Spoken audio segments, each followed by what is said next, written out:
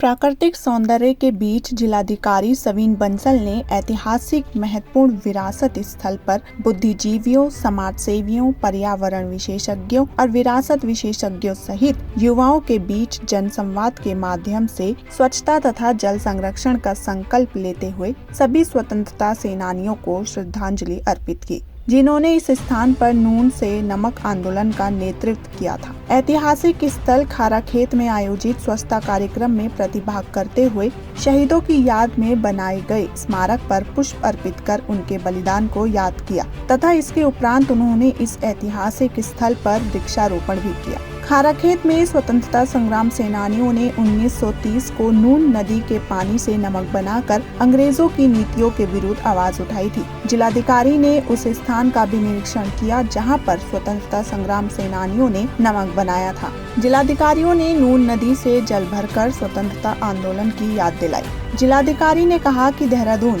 जो अपने प्राकृतिक सौंदर्य के साथ साथ ऐतिहासिक विरासतों के लिए भी जाना जाता है, इसी क्रम में आज हम एक महत्वपूर्ण विरासत स्थल पर एकत्रित हुए हैं। खाराखेत में वर्ष 1930 में देहरादून के स्वतंत्रता सेनानियों ने स्थानीय नदी में नमक बनाकर अंग्रेजों के नमक कानून का विरोध किया और उस नमक को देहरादून के टाउन हॉल में विक्रय किया। जिलाधिकारी ने कहा कि सामाजिक संगठन, युवाओं, स्कूल के बच्चों एवं स्थानीय जनप्रतिनिधियों के साथ इस ऐतिहासिक स्थल पर उपस्थित रहने का एक ही उद्देश्य है कि यहाँ अपनी ऐतिहासिक धरोहर, सांस्कृतिक विरासत के साथ ही प्राकृतिक संसाधनों एवं जल संरक्षण एवं सर्वधन हेतु जनमानस तक एक संदेश जा सके।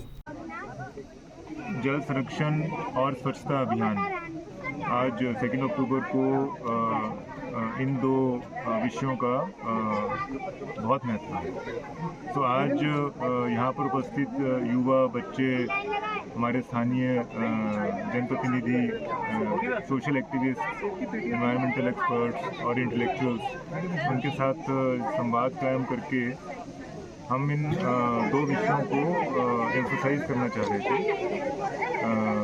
जिससे विस्तार पूर्वक इसका संदेश जा सके यहाँ के स्थानीय लोगों में भी और लार्जर पब्लिक सोसाइटी में भी, कि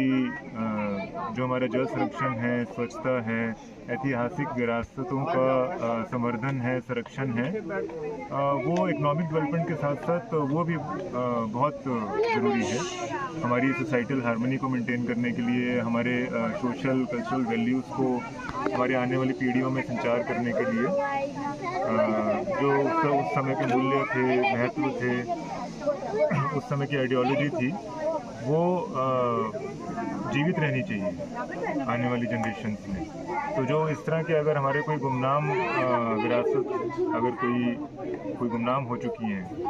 तो ये स्थानीय लोगों का भी और प्रशासन का भी दायित्व बनता है